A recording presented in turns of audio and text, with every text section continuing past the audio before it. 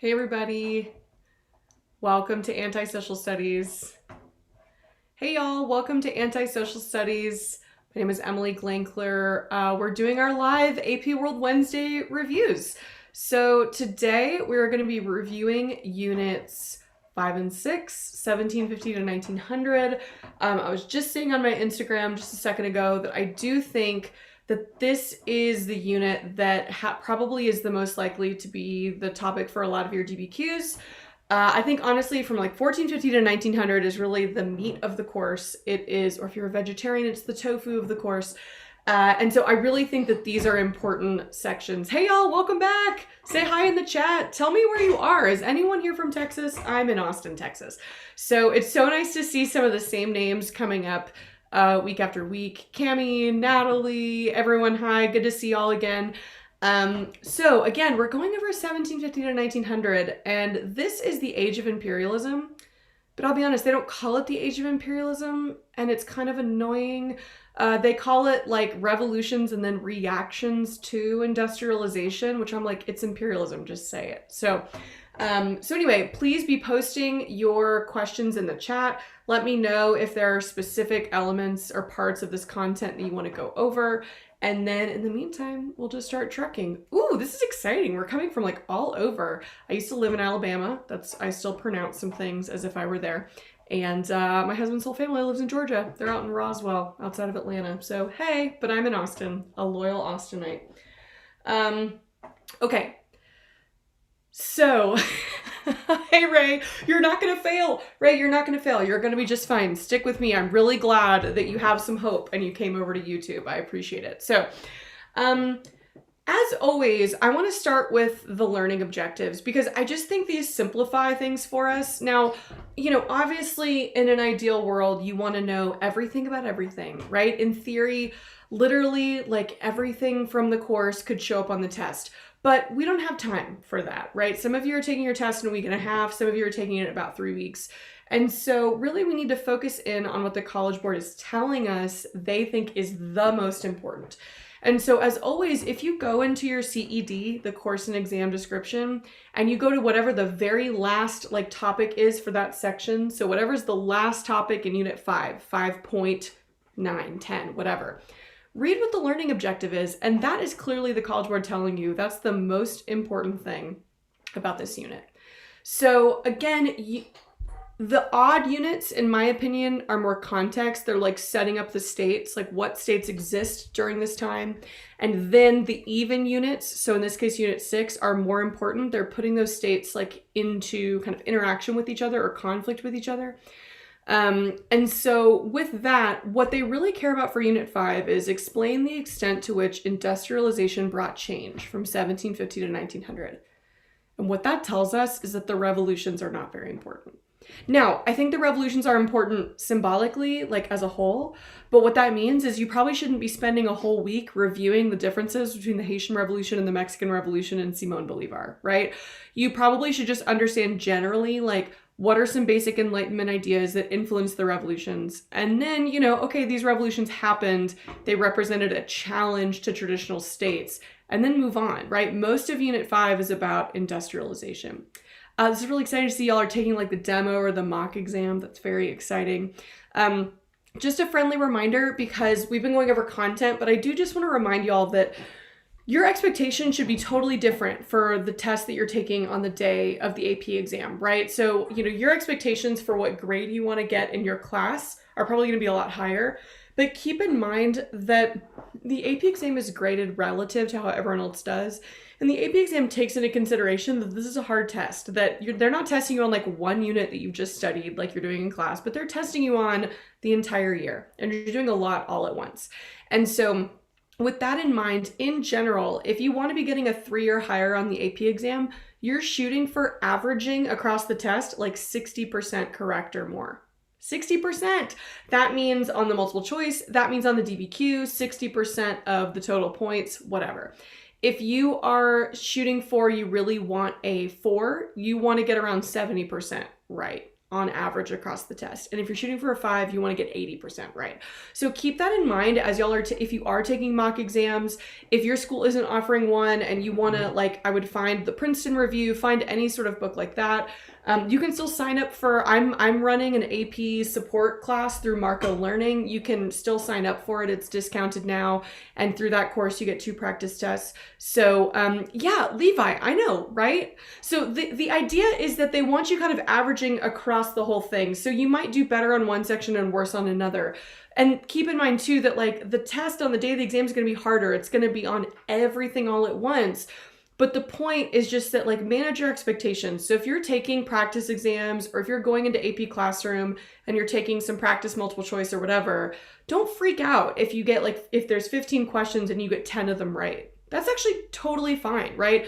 No one on the AP exam expects you to get a perfect score. In fact, it doesn't really happen. A few years ago, I remember a student got a perfect score and teachers around the world were like freaking out. It was like Willy Wonka and the Golden Ticket. So the idea is just you need to, for the next few weeks, you need to like change your expectations from what you want in class, which might be an A or a B, to what you want on the test, which is a B or a C. So just keep that in mind. Yeah, see, the score calculators are as accurate as they can be. The College Board is very secretive about like their algorithm and how they kind of make this because it changes every year. And part of that is to make it more fair, I promise, to make sure that there's not like a harder test and an easier test, right? Because we have to imagine there's going to be a bunch of different versions of the test floating around with them, everyone taking them at different times and some people taking them at home. So what that means is that, like, for example, when I graded the DBQs last year over the summer, I graded the same DBQ all week. And so I was only grading those essays relative to other people who wrote the same essay. And so there wasn't really as much of an issue with there being like an easy prompt and a hard prompt. Because the easy prompt, maybe like you needed a little bit more evidence for that one. And then the harder prompt, we were a little bit more lenient. And so again, it's impossible to like perfectly predict what score you'll get. But in general, those score calculators seem to be pretty close. And what I found is just like that is a great way to ease your stress. If you're here tonight and you've been here in my like live Wednesday reviews, you are doing everything that you can. And so one of the things that you can do over the next few weeks is help like reduce your stress. Go in and play with those score calculators and see, okay, realistically, if I totally bomb the DBQ, what do I need to do on the other parts to still do okay? So a lot of times that can help make you a little bit less stressed at least. Okay, so let's talk about Unit 5. So Unit 5 is the Atlantic Revolutions. When we say Atlantic Revolutions, we mean French, American, Haitian, whatever, revolutions that are around the Atlantic world, the Atlantic Ocean. And then we're also talking about industrialization or the Industrial Revolution. And keep in mind, all the things we're talking about here are happening simultaneously with Imperialism, Unit 6, which we'll talk about a little bit later tonight. And so with that, again, the focus here is the impact of industrialization. So if you're only focusing on one thing, do not spend hours like memorizing Toussaint Louverture versus Simon Bolivar versus George Washington versus Robespierre. Like that's AP Euro stuff. That's more detail probably than you need. At most, you might get a multiple choice question that has a document like written by Simon Bolivar or something.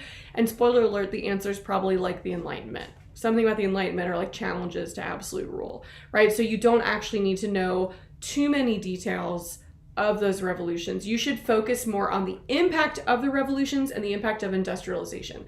The other thing is you do not need, this is not a science test. You don't need to know how a steam engine works. I don't. I have no idea how a steam engine works. I have no idea exactly what a cotton gin is. I just know it lets you process cotton faster. I don't know, right? So again, the first few parts of Unit 5 go into detail about like the different technologies and advancements. Skim that part and get to the impact. Get to like what's the societal, the political impact, the economic impact. Okay, so really for the revolutions, you want to be thinking about how did the Enlightenment influence these revolutions around the Atlantic world? And I mean, it's fairly obvious, but first, it's just the idea of the social contract is completely new. Well, actually, it's not. As always, China invented it like a few thousand years earlier. They had the mandate of heaven, right? That like you get a mandate from the heavens and then you have to do things for your people. But in the West, the social contract is new. This idea that the government owes something to the people. Or, the idea that people owed something to the government had been around for forever, right? And so this social contract theory is new-ish, and especially the idea that most Enlightenment philosophers put the emphasis on the government owes things to the people, right? Meaning that, like, actually the people are the more powerful in this relationship between people and government. That is the really, really, really new thing. And so you have John Locke's ideas of, like, inalienable rights. He says life, liberty, and property. The American founding fathers are like, we don't want to promise everyone property, so we're going to say pursuit of happiness. You also then, I think more importantly, have historically oppressed groups applying the Enlightenment ideas to their own situation.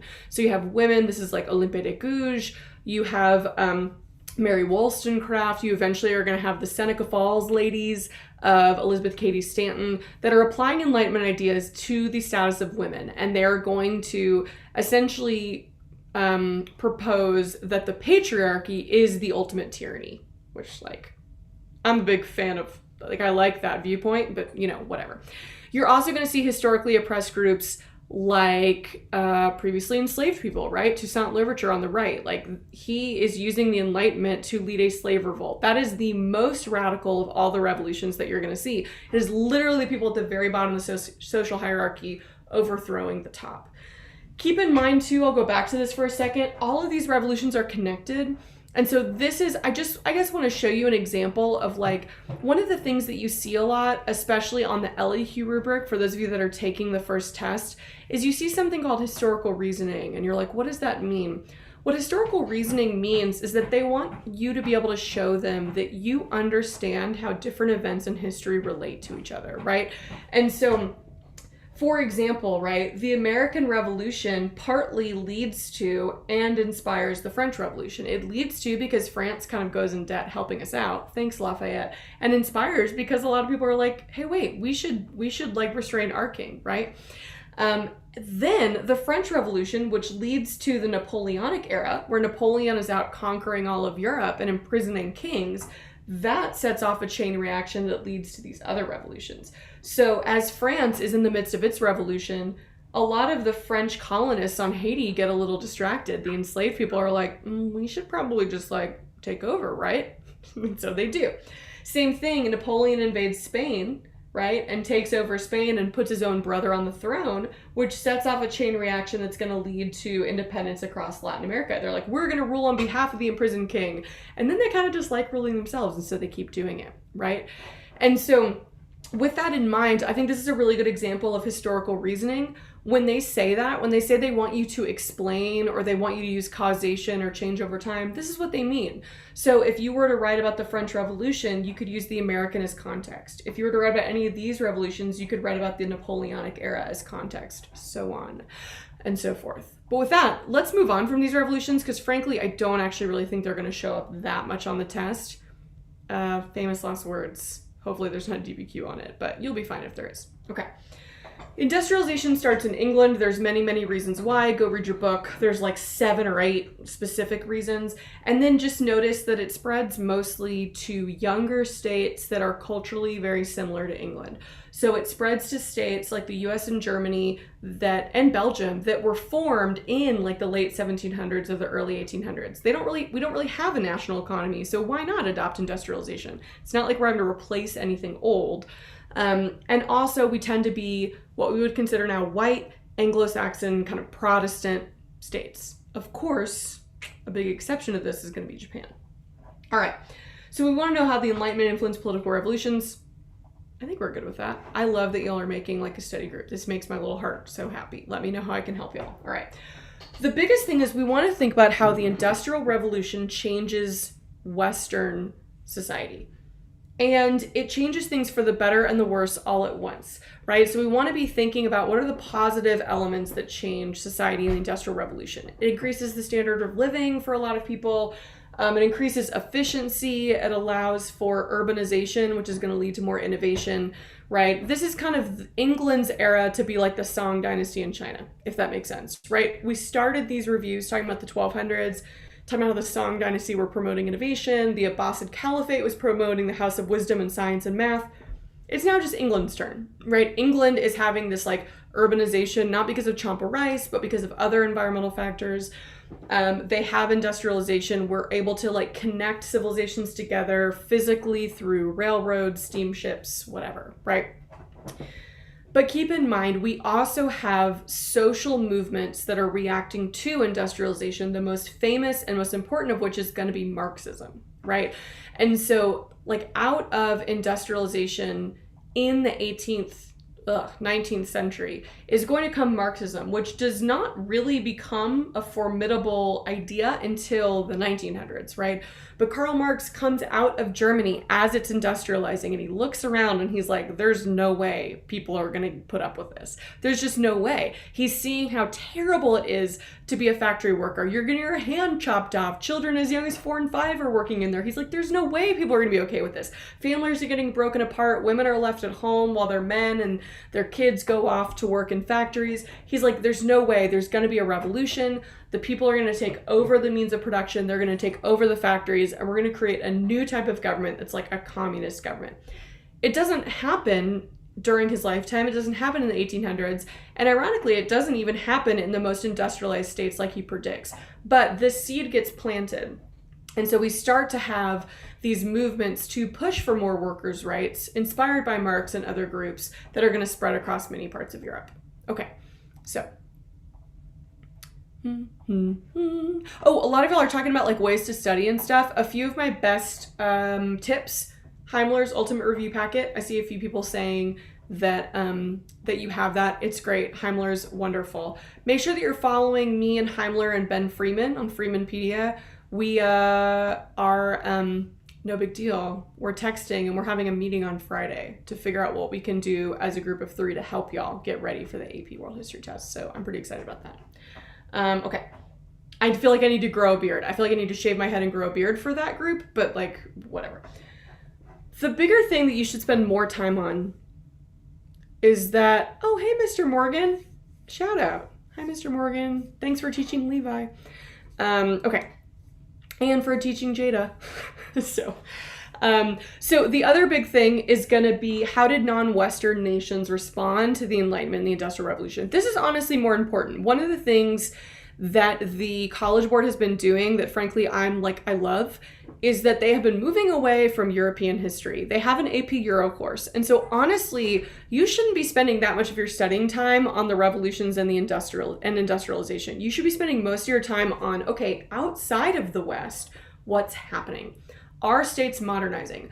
I weirdly triggered a bunch of people on TikTok a few days ago because I posted a video about how non-Western states were responding to Westernization and responding to modernization. And I got a lot of people really mad at me, calling me racist on TikTok because I said China struggled. And I was like, I don't know why everyone's so mad. They did struggle. They didn't modernize. It's not a value judgment. I'm just saying they didn't really industrialize. So the two things that you're really looking for when you're thinking about how are non-Western states responding, right? In the 1800s, the idea is modernization equals Westernization. That's problematic, right? But in the 1800s, that is the fact. If you want to be modern, you want to be Western. You want to have an enlightened style government. You want to have an industrializing economy. And so in general, you want to be thinking about the states that do that fairly well. The MVP, the state that does that the most successfully is Japan, just easily, right? So this is Emperor Meiji, right? The Tokugawa shogunate is incredibly isolated. They're not really allowing outside ideas in, outside traders in. And so once the US kind of forces Japan open, there's just a civil war. And interestingly, for context, their overthrow of the Tokugawa shogunate, basically their version of the Civil War, is happening at literally the exact same time as the American Civil War in the 1860s. I have this running theory that I'm going to make a longer post about when the test is over, that the US and Japanese history are just parallel this whole time, but that's for another day, right? And so they reinstate the emperor as an actual power. If you remember, the emperor in Japan was a figurehead. It was Queen Elizabeth II, waving her hand and, I don't know, probably saying mean things about Meghan Markle. But now, right? They overthrow the shogun and they reinstate the emperor. And by they, I mean people who want to industrialize. So there are kind of some new elites, right, that want to restore the emperor's power, but they're really doing that so that they can just create a new government that's going to focus on industrialization and building an empire, right? So Japan does this really successfully.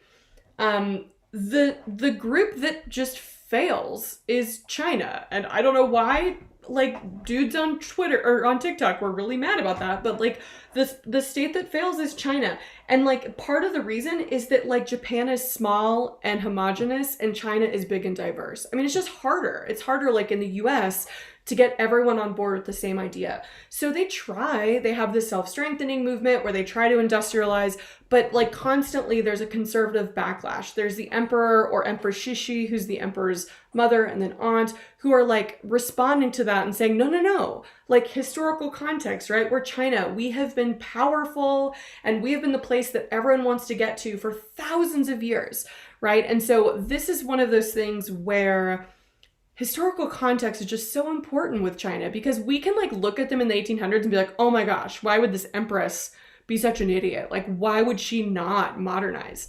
But like, why would she?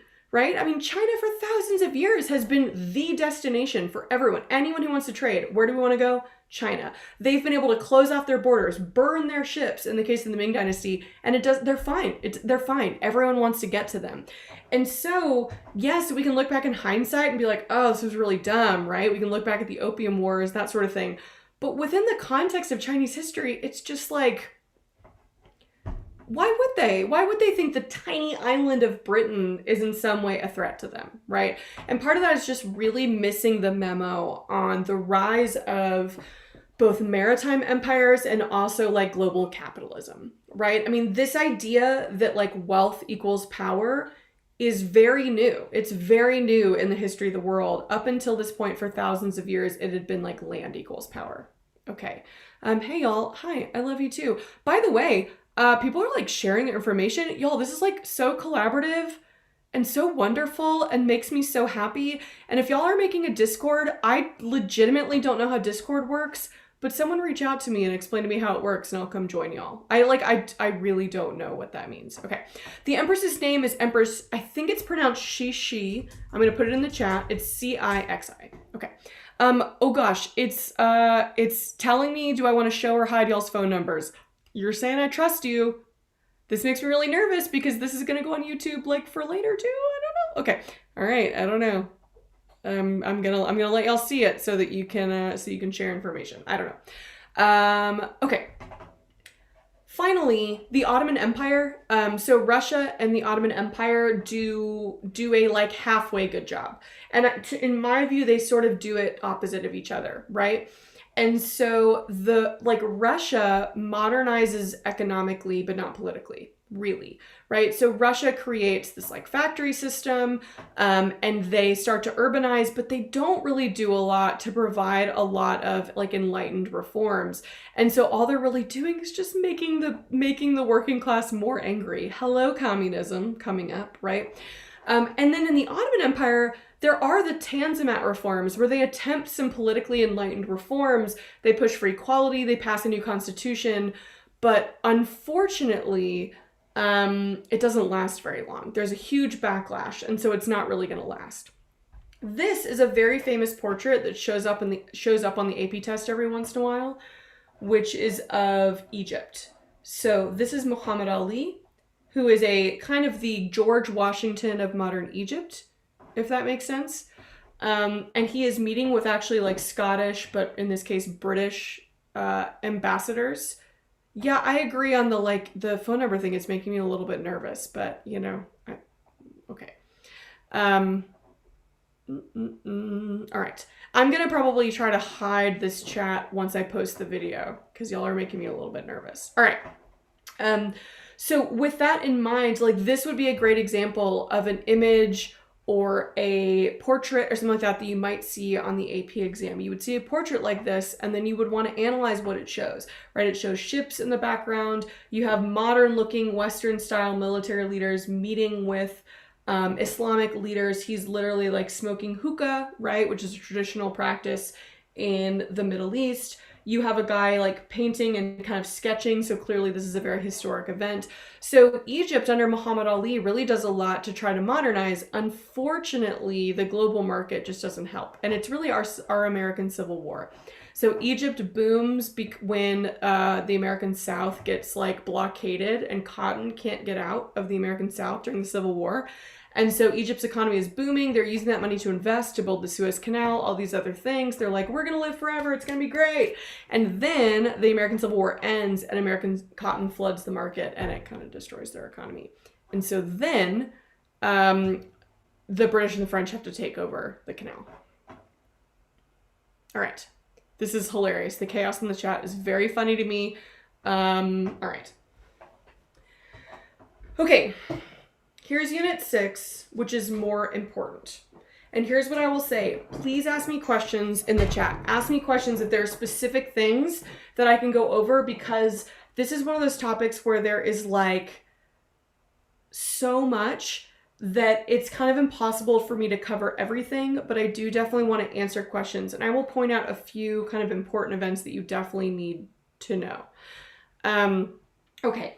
With that in mind, what the College Board tells us that they want you to be able to do is explain the relative significance of the effects of imperialism. So again, like, you should not be spending too much time studying like how British imperialism in Africa was different from French imperialism in Africa, and like the difference between a settler colony and a whatever colony. Like, okay, fine, you can know that, but the most important thing is the effects of imperialism, right?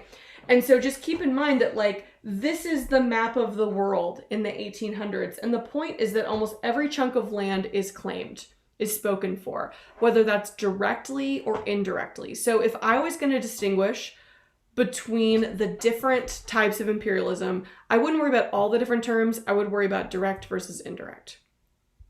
Okay, so with that in mind, right, direct imperialism is like you are a part of our empire and like we control you and we control your economy. That is going to be most parts of Africa, right? That's going to be direct imperialism.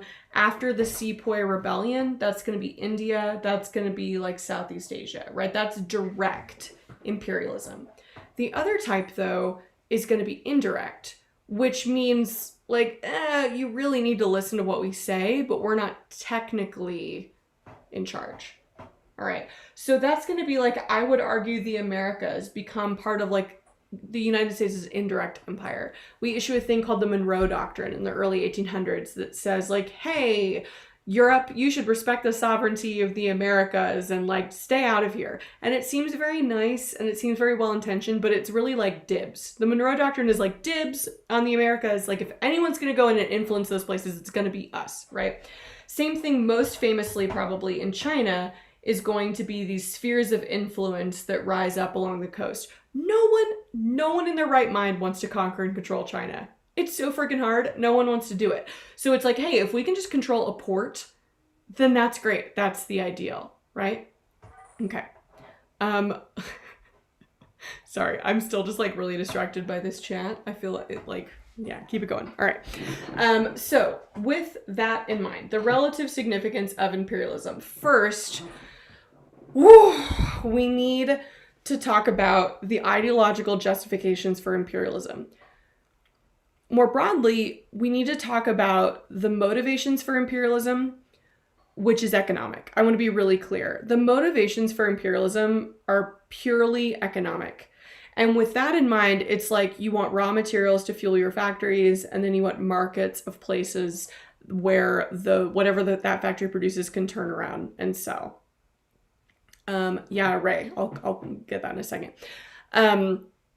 So the justifications for imperialism are different. Like, how do we explain it to people of like why we're doing this thing? And that's going to be societal and cultural. And that is going to come from the roots that have been planted since the transatlantic slave trade of race, which again, this is like the hill I will die on. Race is not real. Race is a social construct. There's no biological difference in races. There's a biological difference in ethnicities, but not race. Race is not real, right?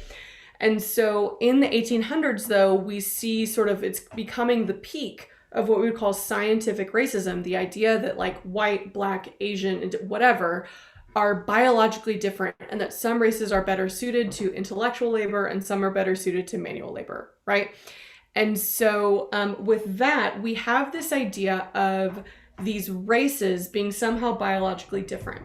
And going back to our map, if you are a quote unquote enlightened scientific white dude in the 1800s, you would look around at the world and you would be like, wow, okay, there's like 5 different main races, right, in the world. And you'd be like, wow, like the white race, actually that does not include Italy or Spain at the time, the white race, which is mostly like Northwestern Europe and its descendants in Canada and the United States, is like crushing it, right? Doing really well. So you sort of like are making this observation and then you're trying to like scientifically reverse engineer it. Of course, all of it's based on a fallacy, which is that race is a scientific thing.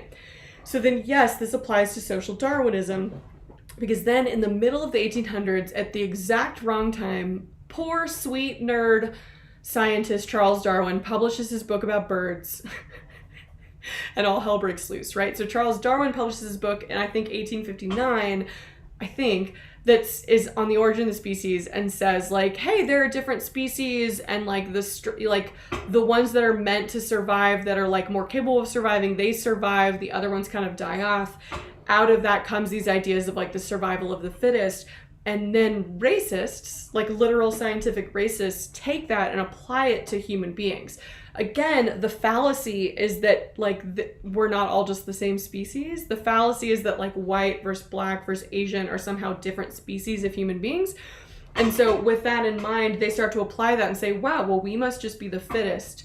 And so we must be meant to rule over everyone else, right? And so those are sort of the justifications. And then it turns into the civilizing mission. If we, white people, are somehow superior, all of this is in air quotes because it's all garbage, then our job must be to go out and help these non-white places become like as civilized as they possibly can be.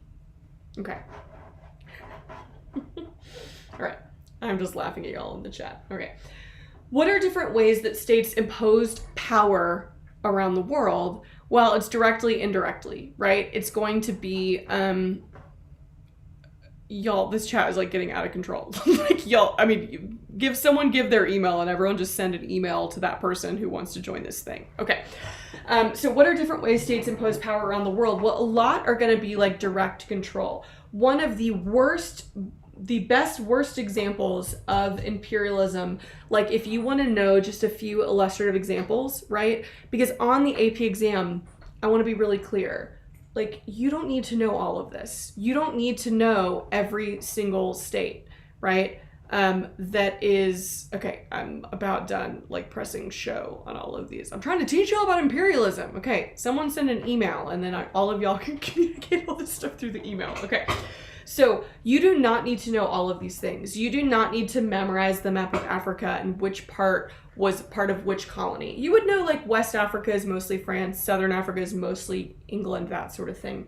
What I would suggest is that within each part of the world, you pick 1 or 2 illustrative examples of specific places, right? And so I would pick the Belgian Congo as one that you know a decent amount about, because it's an example of a few things. And then I would pick like British India as another, and I would pick Egypt as another. And so what I mean by that is like the Belgian Congo goes through this evolution of a few different elements that relate to imperialism. So you have first, it is literally controlled by the king of Belgium, King Leopold, who's just like a terrible human being, right? It is like his playground. Like he controls all of this land and he gains the wealth from it. It gets so bad. Like the people of the Congo are so brutally mistreated in the Belgian Congo that the Belgian government takes over like from the king, which in my view is almost another revolution. I mean, it's not, but it's like, hey, King Leopold, like you're being so brutal here that we're actually just going to take state control because this is so bad and so much of the wealth is getting like squandered and getting taken over to you, right? The Belgian Congo is then going to go on in the 20th century. If you know a little bit about the Congo in the 20th century, it becomes a good illustrative example of a few different things. And so just kind of keep that in mind. Egypt is a slightly different, a more unique example of imperialism because Egypt sort of is establishing its independence from the Ottoman Empire, right? So the Ottoman Empire is collapsing. One of the things that I want you to notice is like, we're going to go all the way back to the year 1200 for this one. But I want you to notice, right, that if you think of like the Islamic world, if you think of Dar al-Islam as it was in the year 1200, like the ongoing continuity in the Middle East is that it's constantly like one massive empire that's very culturally united that then slowly fragments over time. And it keeps happening over and over and over again. So the establishment of Dar al-Islam in the 1200s, or well, not in the 1200s, but it's existing in the 12 and 1300s. And then by that time, it's also starting to fragment, right? Same thing is happening here. Out after the Mongols come and like sweep the Middle East clean, right? And they're like, all right, clean slate. The Ottomans come in and establish this massive empire. Well, by the 1800s, they're fragmenting. So parts of North Africa get taken by the French, by the Italians. You also have Egypt that kind of establishes its own semi-independence. They're like, yeah, we still sort of like pay tribute. We kind of like say nice things about the Ottoman Empire, but really we're our own thing. And so they almost immediately come under the influence of England and France, who are like, hey, you want money? You want support? You want bank loans to build a canal? We'll help you with all of those things. So that's another form of imperialism. And again, if you know Egypt, then in the 20th century, Egypt is going to be one that pops up a lot too. So really from like the 1800s on, you should be thinking about the 1800s and the 20th century like in connection with each other, right? The Belgian Congo is going to be really great context for decolonization and like the Congo crisis of the Cold War, where you have like the Soviets and the Americans kind of fighting for control. Egypt, if you know the contextualization of them kind of creating semi-independent Egypt out of the Ottoman Empire and then coming under the influence of England and France, that's going to help you better understand what is then going on during like the Suez Crisis and the Arab-Israeli wars. So again, at this point, you want to be thinking strategically. If there's a state that then also gets mentioned a lot in units 7 through 9, the 20th century, you should go back and learn a decent amount about it now because this is good context. Lastly, if you really only know one state from the 1800s up to today, besides obviously like the US and Russia, I would think it would be India. Right? Because India comes under the direct control of the British in 1857. And so before 1857, there were actually like a lot of different empires. There were the Mughals in the north. There's the Maratha Empire down here. There's a lot of different ones. And then the British East India Company kind of controls the coast. But after the Sepoy Rebellion, where the Sepoys, these hired Indian soldiers that worked for the British East India Company, after they rebel, then the British are like, well, this is why we can't have nice things. And they come in and they establish direct colonial rule over India. They establish the British Raj. And again, all of this is important context because India just shows up in almost everything in the 20th century. Almost every topic in the 20th century, India can be related to, which is why I made a whole YouTube video about it. Tracy, yes, let's talk a little bit more about the Suez Canal. So the Suez Canal is like right here. It is critically important. One of the things I want to mention is that really like almost all of world history that at least we've been learning has been like the West tries to get to Asia. That'd be it. Like if all of AP World Modern were a Friends episode, I would call it like the one where everyone tries to get to Asia. That's what I would call it, right? Because it's like first, okay, you have like the Silk Road and that sort of thing. Well, then the Muslims come to control that part. So then Europeans send people this way and they bump into this part of the land. Then eventually you're like, fine, let's just build a canal so we can go through the Red Sea and kind of go around the Muslims over to Asia.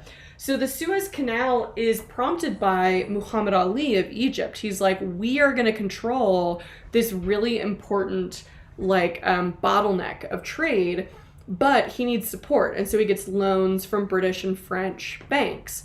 Unfortunately, when the Egyptian economy struggles, thanks to American Southern cotton flooding the market after the Civil War, those British and French banks kind of take over control of the Suez Canal. So the Suez Canal is from the beginning, from the middle of the 1800s when it's built, is technically Egyptian, but it is actually controlled by British and French companies, right?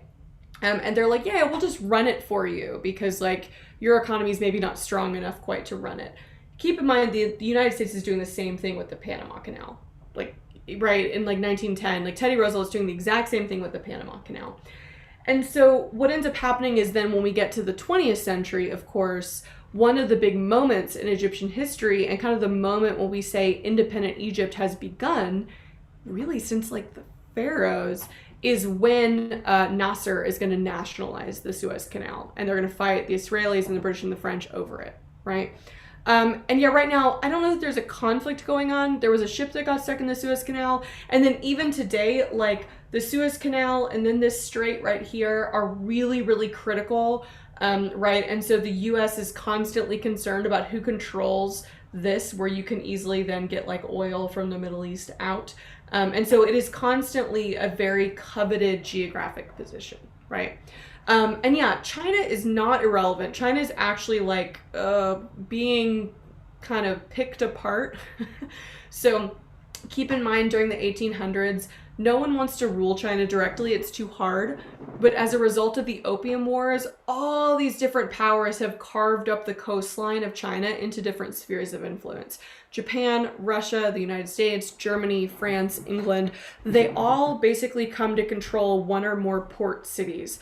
So imagine if in the United States today, if the port of New Orleans, if there was actually like a really powerful Colombian cartel that really kind of ran the city of New Orleans, right? It was like, okay, well, technically New Orleans is part of the United States and under the purview of the US government, but everyone who goes to New Orleans understands that to really get anything done, to get anything up through the Mississippi or out of the Mississippi into the Gulf, you have to pay the cartels, that sort of thing. That's what a sphere of influence would be, right?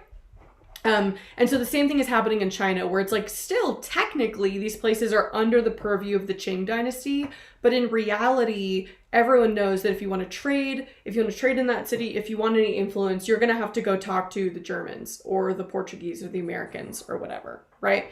And so, Nikhil, to your point, one of the very last gasps of the Qing dynasty of this conservative reaction is the Boxer Rebellion, right? So the Boxer Rebellion is kind of sparked and promoted by the Qing government, where they send in boxers, kind of Chinese soldiers, to attack and try to kick out foreigners from these cities. Now it fails because obviously all these different countries are like, you shouldn't do that, and they send in their militaries. But again, China is just really struggling by the late 1800s, early 1900s. They're confused. And I say that with like love and respect, again, because at the beginning of this video, like, why wouldn't they think that like, hey, we're friggin' China? Like if this course had actually gone back to 4000 BCE, which it used to, this would be even like a bigger point. China has been the prime destination. China has been the center of civilization for, by this point, 5,000 years. Right? And they have seen in this dynastic cycle, this like ebb and flow where it's like, yeah, other civilizations come and go, but we're sort of here. And, you know, I would argue, in hindsight, they were probably right. I would argue that we're going to see that the fall of the Qing in 1911 to like the rise of China again in the 1980s. I mean, what is that in the course of Chinese history? That's almost nothing, right? That's, 70 years. And so again, I think that we're actually going to find that they were probably right. Like China's now kind of back on top again. But the point is that in this one moment when the British come in, they just sort of refuse to accept that the British are somehow more powerful than they are. And so it looks in hindsight like they were just dumb, but that's not really the case. It's just their historical context, right? Okay. So let's see. These are all great questions. Yeah, China, if you are confused about 18th century China, I did a whole YouTube video on them. I did a whole YouTube video called The Fall of the Qing, and I would go watch that, where I go into these like last kind of 75 years of the Qing dynasty, and it talks about the Taiping Rebellion, the self-strengthening movement, the Boxer Rebellion, all that good stuff. Okay, finishing up. How are states responding to imperialism, right? And so some states are fighting it, right? This is an image up here from like a portrait from the Opium Wars, right? China is sort of actively fighting against outside control, which I don't fault them for, but it's going to end up failing. You have some states that are going to respond culturally. So this is a depiction, like an illustration of the ghost dance movement in the American Midwest. And so again, we should be understanding in American history, I'm assuming a lot of you are, United States Americans. And if that's true, we should be thinking about the 1800s through this context of imperialism. What we call manifest destiny is just imperialism by another name, right? Yes, those places end up becoming like states in the Union, so it's not technically imperialism, but it is, right?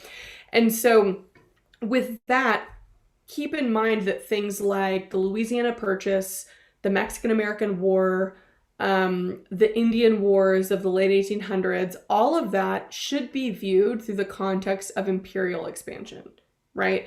And so again, that resistance to that, whether that is the Mexican-American War, Mexico being like, hello, you just kind of took half of our land, and I live in Texas, so I'm like very familiar with that, right? Or the Ghost Dance movement, Native American groups like Tecumseh and the Prophet, or later on the Ghost Dance movement, Sitting Bull and the massacre at Wounded Knee, like all of that is resistance to imperialism, right? The fact that those places became states doesn't really matter to the indigenous people living there. So if you are relatively familiar with American history, just like put it into the context. We like to think we're unique. We like to think we're like, oh, well, what we're doing is totally different. It's kind of not, right? I will say that you see a lot of states that are trying to kind of get on board. So you see states that are trying to get on board. This is an Ottoman sultan during the Tanzimat reforms. One of the things that you probably should be able to recognize, but is some elements of like European style military dress. Typically we know what that looks like. It's like if it looks like Napoleon would wear it, then it's European style military dress. You see like the epaulettes, big sort of shoulder pads with these things. You see a lot of buttons down the side. Typically they have a big belt that would have a sword in it. They have a lot of embroidery. But then notice that he's still wearing like the fez, this traditional hat of the Middle East. There's a lot of different elements here of like trying to combine different cultural things. And so the Tanzimat reforms in the Ottoman Empire are a really interesting example of a very traditional society, right? A very like Islamic, at this point, very traditional empire attempting to update itself, right? You have these Tanzimat reforms, which if you read the Tanzimat reforms, like they decriminalize homosexuality in the Tanzimat reforms. They are like incredibly progressive. Unfortunately, they don't stick. They don't take hold, right? It's just really hard for a sultan to just decree that. And then you still have to have the whole population accept it. And at the same time, of course, you have the Ottoman Empire fragmenting from within. You have the Balkans, the Greeks, the Southeastern Europeans that are all kind of pushing for independence. You have Egypt that's kind of establishing itself. And so again, it's like they attempt from the top down to make some really enlightened reforms, but like it just doesn't end up sticking. And again, the parts of it that are industrializing, like Egypt, end up sort of breaking away. Same thing like in Russia, they sort of halfway modernize. And so they do the things that they need to build a big empire, and they do the things they need to build a strong economy, but they then don't really make a lot of strides as far as freedoms and basic rights. Yeah, sure, they emancipate the serfs, but like they basically do the same thing that the Americans do at the exact same time. So let me go back to this map. I just want to point out a few things that I think are really interesting. One is that in the 1860s, all of these things happen in the 1860s. Abraham Lincoln issues his Emancipation Proclamation. Alexander II emancipates the serfs, and Japan ends the samurai class. And so really, like across all three of these states, which by the way, US, Russia, Japan, high World War II, those are three of the four main states in World War II, right? They are doing things to kind of end their reliance on traditional practices and bring themselves up to the modern era. But like, that doesn't mean anything really changes. If you've learned anything about what happened to emancipated slaves in the American South, they just become sharecroppers, and they're still tied to the land, and they're still going to be underneath the like oppression of Jim Crow. The same thing is happening in Russia with the emancipation of the serfs. Sure, right? You free them, but like, then what? I mean, they have no education, they have no land, they have nothing, right? So again, it's like we have these strides that are somewhat enlightened, but they're not really they don't make quite as big of a difference as we like to think. Okay. Brindley, this is a really good question. So in terms of specific leaders, I don't know that we necessarily need that. Like, I don't know that in the 19th century we need to know specific people. I do think, the only people that are really mentioned by the College Board in China are going to be Empress Cixi. In Japan is going to be Emperor Meiji, right? Who is sort of the namesake and the inspiration for the Meiji Restoration. And then in Egypt is going to be Muhammad Ali, because like I said, and not the boxer. Yes, there's a boxer named Muhammad Ali. Two different people, two different centuries. Okay. And so part of the reason for this is Muhammad Ali is, like I said earlier, he's sort of like the George Washington of Egypt. He kind of creates the first modern Egypt. Hi, Vivian. Oh, I'm so glad to see you. Vivian's one of my real life students. I'm going to see her in class tomorrow. She's so lucky. Okay. So with that in mind, other than this, there's not a lot of individual people's names that you need to know. I'm trying to think of anyone else. I will say like Cecil Rhodes is a name that comes up a decent amount. He's like the British kind of imperialist who owns a lot of the diamond mines. He's in that cartoon where he's like standing across Africa like, I'm a rich dude, right? Like that's Cecil Rhodes. But for the most part, there's actually not individual names that you need to really know. Ooh, Ray. Question about homophobia. Such a great question. Such a long answer that is all garbage. It shouldn't be a thing. I don't know why it's a thing. Oh, Sarah has actually like a pretty astute answer. This is great. Raoul, is the Boxer Rebellion related in any way to the Emperor? Yeah, we now know that the Boxer Rebellion was secretly supported by the Empress, but at the time it was promoted as like a spontaneous rebellion. Like, oh wow, look at these mobs of people who just hate the Europeans there. But we now know that the Empress and their court sort of promoted this. Okay. We are finishing up. So this is now sort of your last call. Last call for any questions that you have about this era, any things that you want to know that I can then go back over. So, first, for some of you who then maybe like need to get going, next week is our last content review. I'm going to be going over the 20th century. I'm going to be focusing on units 7 and 8. If you're not already, make sure that you're following me on all these places. On TikTok, I'm doing daily content videos. My videos this week are about to get into the 20th century. I've also been posting videos about my tips for writing. On Instagram is when I'm posting like any sort of announcements. And if you will also make sure that you like this video and subscribe to my YouTube channel, that would be great. Now I'm going to go back through and kind of scroll through the chat and answer any questions that are there. So with that, was Shishi the only empress? Did she rule on her own? Basically, yes. She was first the mother of the emperor who was very young, and then she like orchestrated to get her nephew. She kind of like, did she have her son killed? I can't remember. There was a coup and she still stayed around and she orchestrated. No. She got her nephew to rule first. And so she kind of ruled on his behalf, and then she had a coup that got him out, and then she put her son in charge, I think. So she effectively was in charge of China. For really the last like 50 years. And I hate to say, I hate that because it's like, man, I really want to argue that you should put more women in charge. But if you look at Empress Shishi, she's not a great representative. So, okay, I'm going to scroll through the chat. Can you reiterate the overall changes of industrialization? Yeah, I mean, what's happening because of industrialization is like the global economy is transforming. And so what's starting to happen with industrialization is, let me just go back to like, let's just use this world map. What's going to happen throughout the 1800s is the states that are industrializing early are the ones that are going to win over the next 200 years up to today. So notice the states that industrialize early are like Northwestern Europe, the United States, parts of Russia, and parts of Japan. And really, like, if you think about what you know about the 20th century, the only country that's missing is China, and we'll get to them later. They're sort of a unique, like, exception to the rule. And so, again, the major effects of industrialization globally is that it starts to create a new global economy. It's not gonna really become a full thing until, frankly, Unit 9, until, like, the world we're living in today. But what's happening is that the states that industrialize in the late, like the 1700s, 1800s, are getting a head start and are going to then benefit for the rest of time up until today. And so because it's a snowball effect, right? If you industrialize, if you're England and you now have industrial machinery, great, you can compete and you can make cotton way faster than India or Egypt can.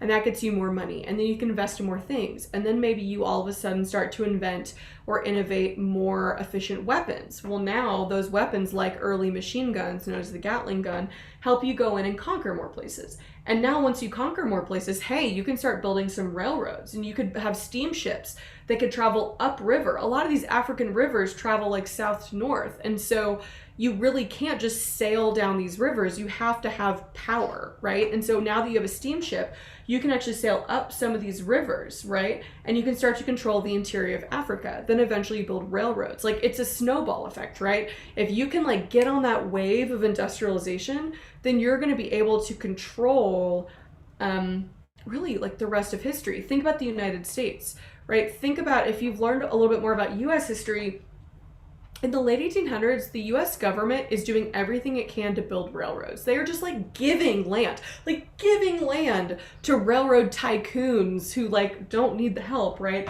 Just so that they can build railroads to like crisscross like the country, because they know like, oh, we need to like conquer that place. Again, we don't think of it as imperialism, but we should.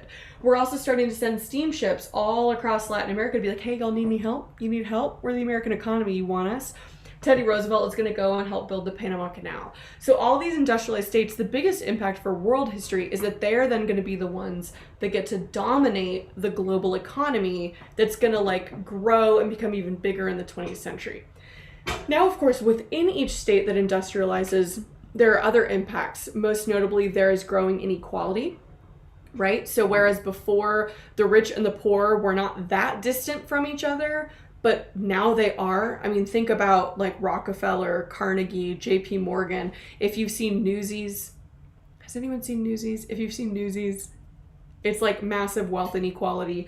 It's very equivalent today to like how you have a Jeff Bezos and then you have like a large homeless population in the same country. Like, how is that happening, right? And so one of the things is inequality grows.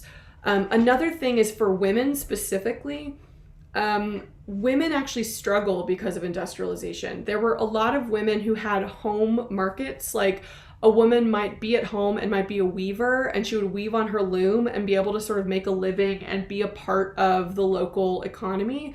But now that that's getting outsourced to factories in London, she either has to move to a city or now she is, quote, just a housewife. Her husband is leaving the home to work in a factory now, whereas before the family job was like farming. Now it's like a lot of women, especially middle-class women, are being sort of left alone at home while their kids might go off to school for the first time, or they go off to work in the factories, and their husbands go off to work somewhere outside of the home. And so what's interesting is this is one of the reasons why the global feminist movement or the Western feminist movement rises during this time. So there are a lot of women with just time on their hands that are looking around going like, well, wait, what am I contributing to society anymore? Because I was a really important part of this like home marketplace.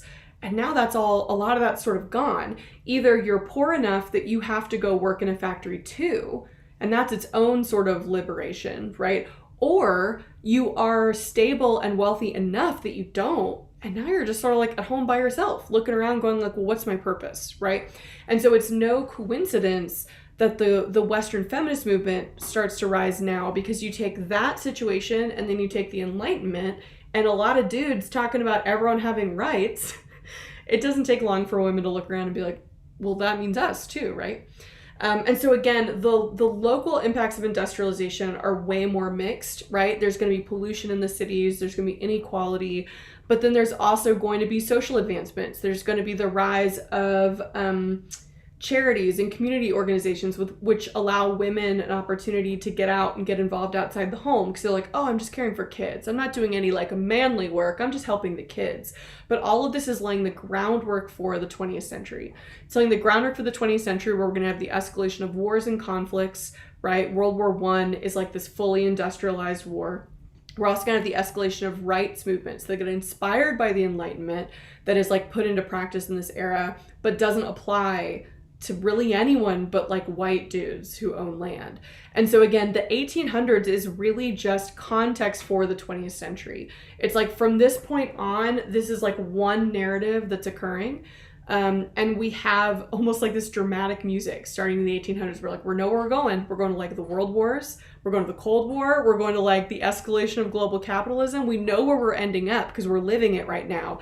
And really, like before the 1800s, that's more just like, well, that's history. But starting in the 1800s, this is like the world we're still living in. It's really important context. Whew, rant over. Oh my gosh, sorry, those are really long rants. Okay. Do we need to know about the author Sugan Diaz? I have no idea who that is, so I'm gonna say no, but I'm not sure. Okay.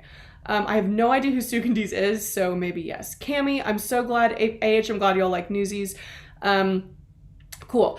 Keep in mind, please be messaging me so you have the ways to reach out to me. I'm gonna skim back through the chat and see this Google Classroom thing y'all set up. And if I have time and bandwidth, I'll join. These are the ways you can kind of find me and reach out to me. We're going to be doing our last content review next Wednesday on Unit 7 through 9. And then, for some of y'all, then it's like the test is the following week. So make sure that you're following us, following me. Again, I'm actually meeting and chatting with Heimler and Freeman on Friday because we're going to be doing some stuff. We're going to be doing some live reviews either together or kind of working together. And so again, especially if you're taking that May 10th exam, make sure that you're subscribed to my YouTube channel and make sure that you follow me on whatever social media that you're on, because I'm not sure what I'm going to be doing, but I am going to be posting about it as soon as I know.